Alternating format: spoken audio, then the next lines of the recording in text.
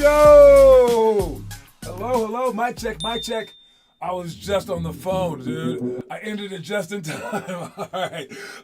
Sorry about that. And I told the guy to watch our show. So if you're watching me, I'm sorry that I had to cut you off on the show. But you're hopefully watching it now. If you're here, check it in the comment section so that I know that you're here. I see you, Jace. What's up, Jace? We had a great weekend of basketball. With the small kids, with the older kids, with the in-between kids. I thought everyone did an amazing job. But I got to give a special shout out to our middle school. Honestly, the middle school kids, you guys brought it, man. And again, we're reaching into weird territory because for all our teams, we have a mixture of grades. We go 1st through 4th, 5th through 8th, right? So it's going to be kind of weird and wonky. All right, and for those last 2 games, I believe, no, all the games really were great, but the last 2 games especially, the middle schoolers played it way above their pay grade, and it was like a game, dude. Like these teams 1 month ago, I promise you, because we played against worse teams a month ago that beat us by 40, 50. These teams, we were in the thick of it, making them scared and call timeouts, leading them at halftime. And we were doing it through all the things that we've learned. All right. But again, these things alone won't make you great. These things are team things, which is awesome. I'm glad that you guys are learning them. It's fantastic. All right. We're diving for loose balls. We're starting to be in help side. All right. We're getting back on defense, sorta. All right. And we're just doing these things sorta. We kind of know our offense, and we're able to compete with teams that are monstrously higher than us. We've closed the gap. All right. They should beat us by 50. Now they're beating us by like 15. All right. And like we lost because, we got tired. Also, we subbed in everybody. Everyone got playing time. Not as much playing time as they should have. Probably not even playing time, which is what Trenton questioned me on. He's like, how can I get more playing time? For the 7th graders and the 6th graders and the 5th grader, Mello, I promise you guys a winning team. I didn't promise you guys. I actually said you guys would not improve during this time unless you did it on your own. During the regular times, I do play everyone even. During these times, we're trying to win these games. That's 2 distinctive things. So understand that and make sure that you guys are getting better on your own right now. Are coming to our Monday, Wednesday, Friday skill workouts. That's when you personally can get better. But we'll get right back to the thick of things for everybody. After July, we'll get back to our regularly scheduled program where all we care about is your development. But for right now, for this team thing, I love doing it too. And we are well on our way to being able to win in Vegas. All right, which was unfathomable a month ago. So congratulations to that. Let's get started. We got workouts tonight going on in both areas, and Broomfield and Centennial. Soon we will add the Aurora one. Aurora will have their first tryout on March 18th, I believe it is. All right, and Denver will start up soon after that. So step by step. What up, Mello? All right, so step by step, we will get there. But for tonight, make sure that you guys show up to the workouts and work as hard as you possibly can. Quote of the day. What do we got? Quote of the day is have zeal. All right, and this is not, I repeat, this is not a vegetable. Zeal. You guys are so bad with vocabulary. Zeal is just excitement. All right? Zeal is like, I'm hyped to go. All right? And if you have perpetual excitement, I'll tell you what it does. All right? It adds, I'll tell you the simple ones. It lets your parents know that they should keep pushing you. When you come home and you're just like, oh my God, that sucked. Oh my God, they're like, okay, I don't like this version of you. But if you're excited for something, your parents will make it happen. So if you show passion, your parents will let it happen. All right. But what else it does is it makes your teammates excited. And when your teammates are excited, now they can make you excited, and it goes back and forth, right? So if you come in clapping, you're like, yeah, let's go. That's when you guys can help each other out, because you won't have it forever. It's hard to say excited forever, but if you already threw it out there and it's bouncing back to you, now it's more likely to stay there forever because you created a culture of zealousness, or a culture of excitement, a culture of passion. All right. So create that, and it starts with you. But the biggest reason is because of the dopamine that it gives you. All right, it literally will push your body to new levels. It's like taking drugs. Like literally, dopamine is a drug. It's like giving yourself a natural drug that will just make you keep going and going and going, but without the crash, without the illegality of it, without the dying, okay? No. With this one is a natural drug, excitement, the passion, the zeal, for like life, all right? So have that, show that. I don't care if it's 6 o'clock in the morning, 6 o'clock at night, or anywhere in between. You show that you have passion and that you're ready to absolutely make the best day alive. And you guys can start with that tonight. So that's our 2-word quote of the day for this Monday, the second day of the week. I have zeal. Don't forget that. Or you got some push-ups, y'all. All right. For the workouts that we're doing, we got the homework. All right. For the homework, people keep wondering, all right, why aren't I getting better? Why aren't I as good as him? How can I get better? That's what people say. And I love to tell people, especially like new people in the program, it's like, look, this ain't no magic bullet, dude. Yeah, you showing up is great. It's awesome. But what I'm doing is I'm giving you a chance to do what Steph Curry did when he was growing up. I'm giving you a chance to do that. But if you don't do that, you won't be Steph Curry. You probably won't even be like freaking Steph Curry's brother, okay? All right? No, you need to show up to workouts, yes, but then you must do the homework that we prescribe. And then you post it, and then you do everything else that we say on our player trajectory page. That's how it's done. And if you're like, well, I don't want to do all that, I want to make my own way and do something else. I'm like, well, what is it? You're like, eat Cheerios all day. That's how I'll get to the NBA. Doesn't make sense, guys. All right, so do these things, literally do them, and then if your body can't move, I guess that's where you can cut it off. But we also have a player trying to do one-on-one sessions, but he's not doing all the work. I was like, no, listen, do all the things that I ask of you. I promise you, that is the best course of action. Don't replace it with things that are less because it's more comfortable. Trust me, you won't like the results. All right, so give it a chance.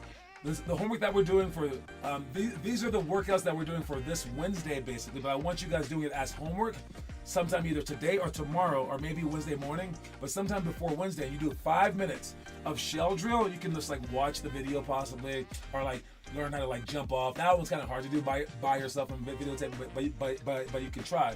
And then defensive free throw, box out, lots of cones, on count quick dribbles, lane slides, post big, seal to score. All these things you guys can post 5 minutes a piece. That's your homework. That's what you should be doing along with the monthly homework. And for this month, it's March.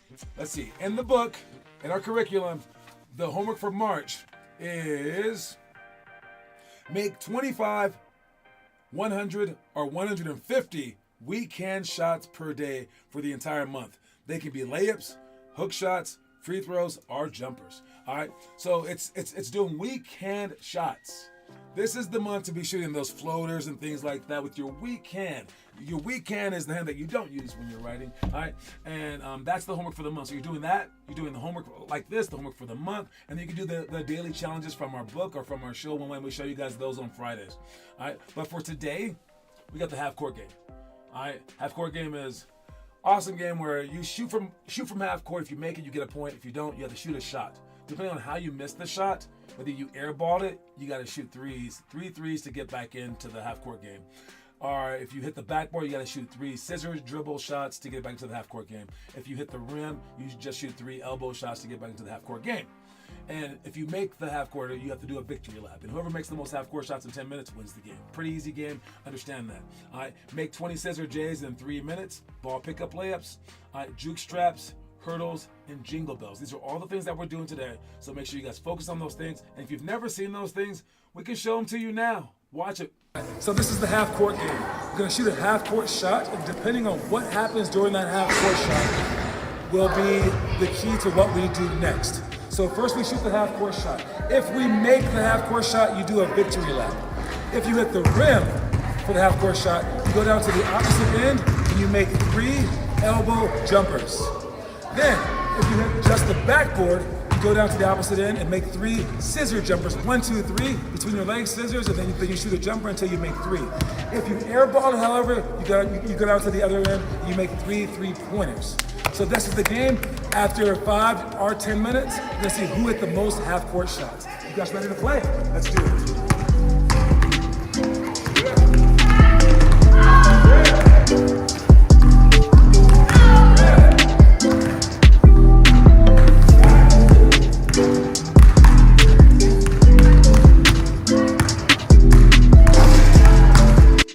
All right, that was that drill. Watch the next one.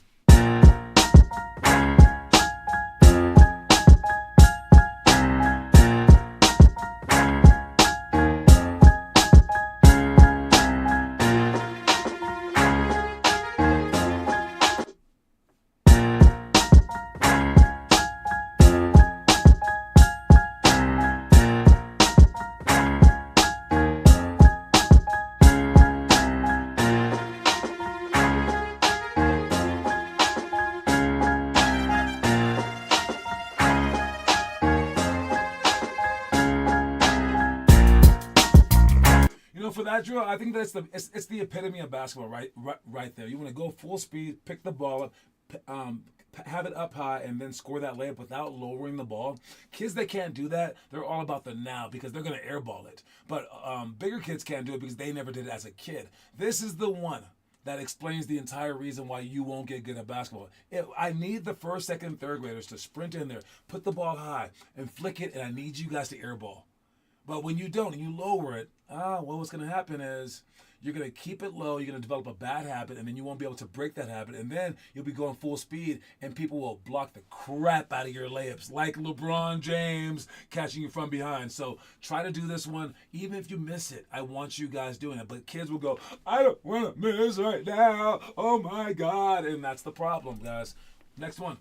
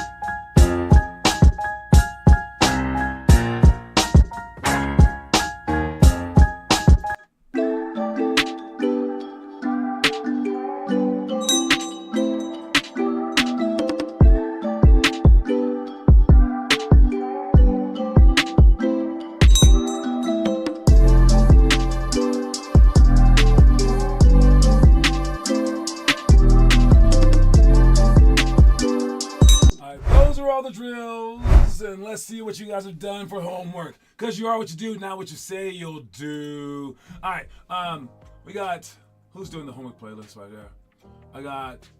I see Jace, I see Jeremy Buikai. Nice job. I can't see anyone on the top playlist. What happened to that one? We do have the top one there. There goes the top one. Who is that one? I think that's Kieran's basket. I can tell by the court. There you go, doing the Poly series, which is a great one.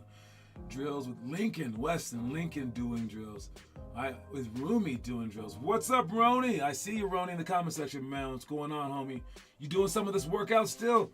Did you stop doing homework, Roni? Come on, man. Don't quit it. Anyways, whether you quit it or not, check out today's trivia question. We still have a tie. For the trivia today, we still have a tie. It's Austin Maxon and Josias with 5. But everyone still has a chance to win. It's first one to 6. This was from last month's February. This is February. So whoever wins a $50 coin, and it's the first one to 6. And so if Josias or Austin gets it, they win. If someone else gets it, the game continues. This is the overtime period. Whoever gets the trivia question right today has a chance to win. Good luck to everybody. I believe this trivia question, is it hard? Is it easy? Is it middle? Very hard, but possible. Okay, pretty hard, pretty tricky. How about that? That's the word to use. All right, trivia question today is, in whose honor does this Supersonics number 2 draft pick wear number 35? That's a strangely worded question. All right, so in whose honor does the Supersonics #2 draft pick wear number 35?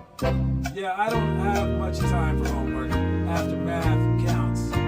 I'll start posting again. All right, got you. Let me know this question. Whose honor? So why did this? So the Supersonics had a #2 draft pick, not the #1 pick. They had the #2 pick. They picked a guy who wears number 35. All right, this guy wears 35 in honor of a person. Who is that person? Not the player. Why does the player wear number 35? He wears it for in honor of a person. So that's a weirdly stated question. The Supersonics are no longer around even. So that's a little player possibly. All right, Supersonics were a team in Seattle. They have the #2 draft pick one year, and this player wore number 35. You have to answer by the end of the show. Good luck to everybody. In whose honor? In whose honor? All right. Again, Kevin Durant is not the answer. It's in whose honor does this #2 pick wear number 35? Why does the number pick? What person do they wear number 35 pick for? We'll be right back after these messages.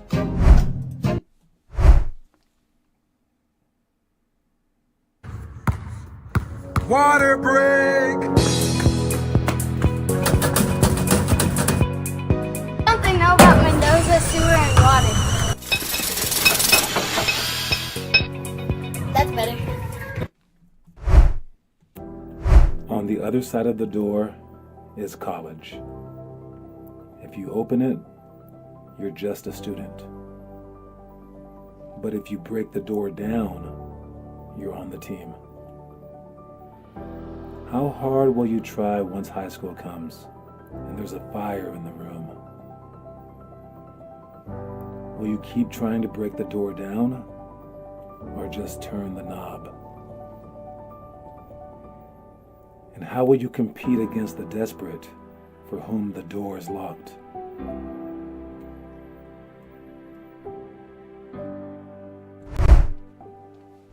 The answer's not Ray Allen. No. But this player wears number 35 because of someone who's not even in the NBA. So you got to think about it like that. Anyways, okay, only answer one time. We'll answer again next week if no one answers this time. But yes, for that story, the door is locked.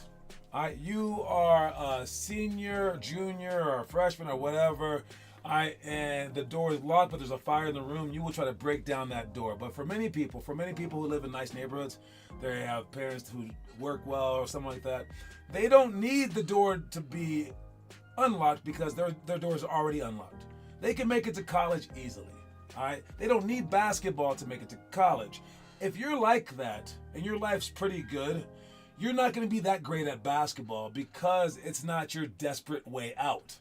But there are some people, this is their only way out is through basketball. You have to compete with them. If you don't make it in basketball, you'll be okay. But there's some people, if they don't make it in basketball, their parents aren't going to have enough food to eat. They're not going to get a job their entire life.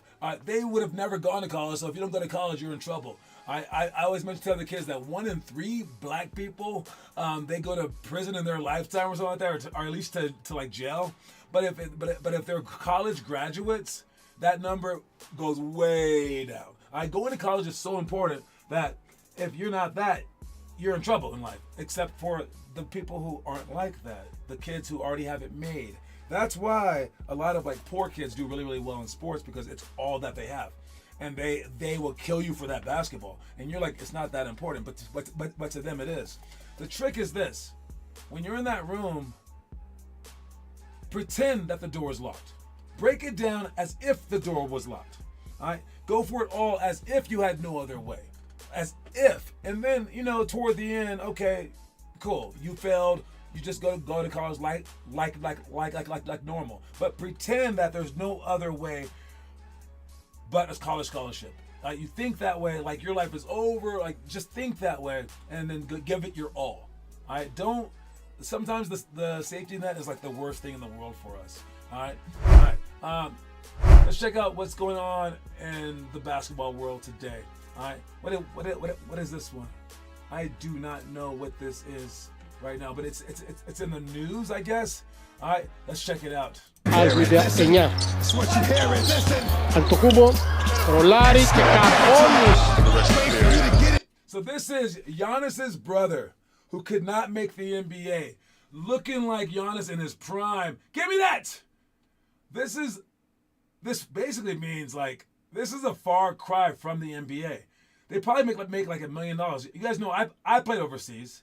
I didn't get paid I didn't get paid as much as these guys right here.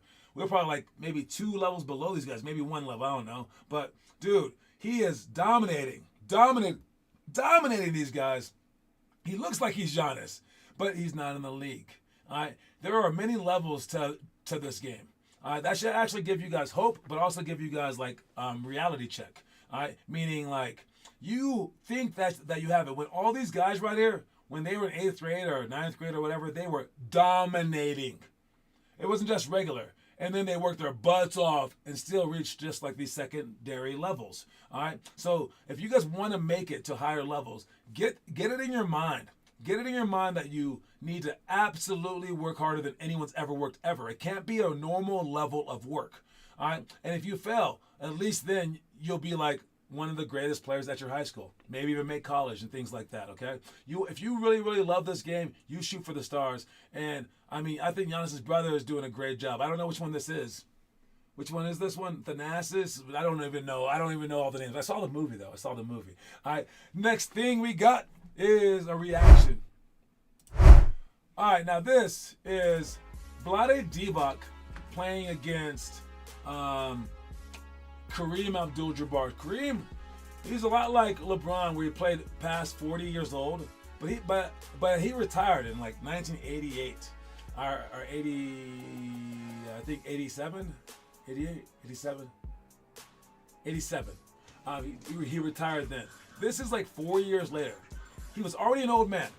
This is when he's like 46 years old, and he's playing against a young Vlade Divac, who would be the starting center of the Lakers, and they went to the championship with Vlade Divac as their center.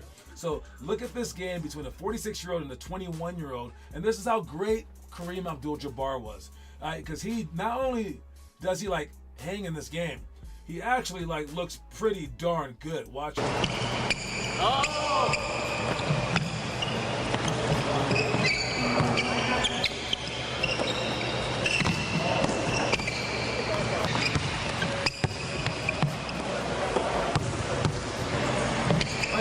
Just punked him with that blood. Just punked him. I mean, Kareem, his body looks great. Okay, he got scored right there with the sky, but again, he's just working the guy out. I think, as slow as Kareem was, it shows you how, this is him at 46. Imagine him at like 20. All right, Kareem was one of the greatest players of all time, and I think that we just dogged him because we didn't have enough footage of him. All right, don't discount this guy. He's probably one of the greatest players of all time because he dominated at 3 different levels: high school, college, and the NBA. There's no one that has like really done that at all 3 levels. LeBron, by the way, skipped high school, so he can't do that one. I think this is just a neat thing to like watch. I didn't even know he was like still like in the gym at this age, but obviously he was if you love basketball. But he was just helping out the Lakers, helping out their rookie. I think I would take Kareem over Vlade Divac right here. I don't know. Anyway, it's just a neat little look. Let's look at the next thing. This is they're talking about Dennis Rodman, I believe. Gary Payton will talk about Dennis Rodman in this video. All right, watch, see what he says. Dennis Rodman, the fuck up person. He just fucks everything up. He's a pest. Shutting down whoever he wanted to. It was always a challenge. I think the second or third year in the league, I actually figured out what I can do best. Rebound and play defense. Basically, I just started learning how to perfect that. I just practiced a lot about the angle of the ball and the trajectory of it. I just used to have my friends late at night, 3, 4 in the morning. We go to the gym, I said, shoot the ball. And just shoot over here, shoot over here, shoot over there, shoot over there. I just sit there and react. You got a Magic and maybe spin. You got a Larry Bird, it's going to spin. When Michael shoot over here, I position myself right there. So basically, I just started learning how to put myself in a position to get the ball. So what he's talking about is that he would put himself in the right position to get the ball, but he would also practice on it by saying, hey, just shoot a whole bunch of shots and let me rebound for you. I'm not saying I copied off him. I didn't copy off him, but I definitely did the same thing. Probably not to his extent, obviously. But man, I would sit there for 45 minutes to rebound for my friends because I wanted them to like shoot the basketball ball better, and I would just try to read the ball, try to guess it. I gotta tell you guys, one of the greatest things to rebounding is to bend your legs down low and to put your hands up, because now your elbows are up. And from there, you have to just figure out where the ball is going to go by the trajectory of it. All right? And you just get used to it based off the rim, and you just have to practice it. But it's a conscious thing. I see you guys rebounding for each other, and it's like a half-ass thing where you're just like, okay, I'll go get it with your hands down. You're not even trying. If you have a passion for this thing, you can do it. And what he said was, he liked to do defense and rebounding, and that was like what he like put his like pride into. Those are things that no one wants to do. All right, and I don't know what level you're on, how tall that you're going to be, but he wasn't the tallest. You guys can at least pretend to be tall in junior high. All right, you guys go out there and get all those rebounds, and you get to play. Go out there and guard the best players. You get to play. All right, your offensive game doesn't have to do anything with it. To take Dennis Rodman's lessons to apply it to your life is not a horrible thing. Okay, so get every single time that you go for a rebound, whether it's a shooting contest, whether it's a free throw, whether it's your own rebound, you get your hands up, butt down, and look at the ball the entire time and learn to read the ball. It's like a language, all right? And this is coming from me. Again, I played college basketball. In college, I was a pretty decent rebounder. But then when I got overseas, I really, really got into it. And as a point guard, I averaged 19 rebounds a game, 9 of them offensive. All right, that is rare. All right, so believe me when I say all these things. It's like where's the ball shot from? All that stuff. Get into it. Love it. Love to get hit. Hit them too. Okay. So become that person that Dennis Rodman definitely was. It will do you some good. All right. All right. Anyways, last thing we got. We got Oscar, the Big O Robinson. All right, smart dude. Used to be the president of the NBA, or of the NBA's Players Association. All right, let's see what he has to say in this video real quick. All right, again, I kind of forgot what he was saying, but let's see what he has to say. Well, Draymond said so much. Who cares what Draymond says? It doesn't mean anything. People, this is what I mean. One guy can say this, and one guy can say that. The game is what it is. People either like the game or they don't, and I think people enjoy the game, especially if their team can win. And you look at the basketball, it might be boring to him because if he's not passing the ball to Curry, what is he doing? I agree. Triple single is not to single that out because I think he knows how to play basketball, but he passes the ball to Curry more than anyone I've ever seen in basketball. And so it means a lot. So, it might be boring to him at times because of what he's doing. Maybe it is boring when he's out there. He's not shooting a lot, and he's not guarding a lot. So it's boring. All right, so he's saying that the reason, Draymond Green said that the reason why people aren't watching basketball is because the game has become boring. Now, partially because Curry has started this whole three-point revolution, so everyone has to jack up threes to keep up. But he's saying maybe Draymond doesn't do enough.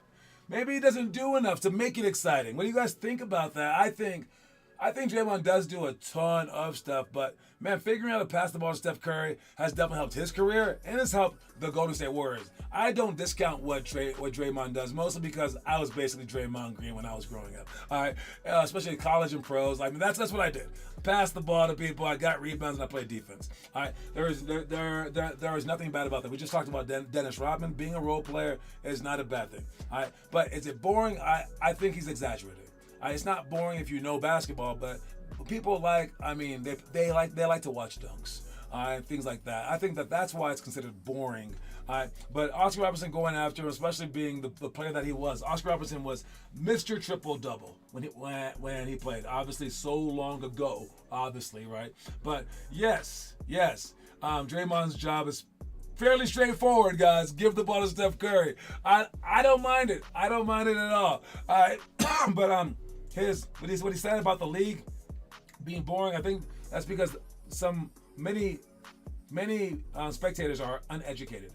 So if the fans got more educated, I think that they would understand the intricacies of the game. But the game also does need to get a little bit more intricate as well, because right now it's pretty one-dimensional. So I could say that as well. All right, anyways, that was just a random thing. I'll see you guys tonight. Don't forget the drills that we're doing. Show up and play hard. All right, but don't forget the quote of the day as well. Have zeal. And again, great job to everybody that played this last weekend, but especially to the middle schools. I thought you guys did an enormously great job. I'm trying to get the footage of the game. We have it online, so we have the videos for that game.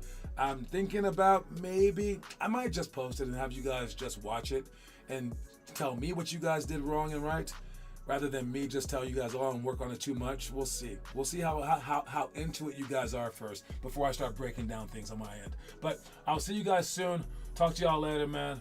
Reese's Pieces. No one answered the trivia question, so the game continues. I'll ask the same question next week, so look it up. All right, talk to y'all soon. Cue my music, baby.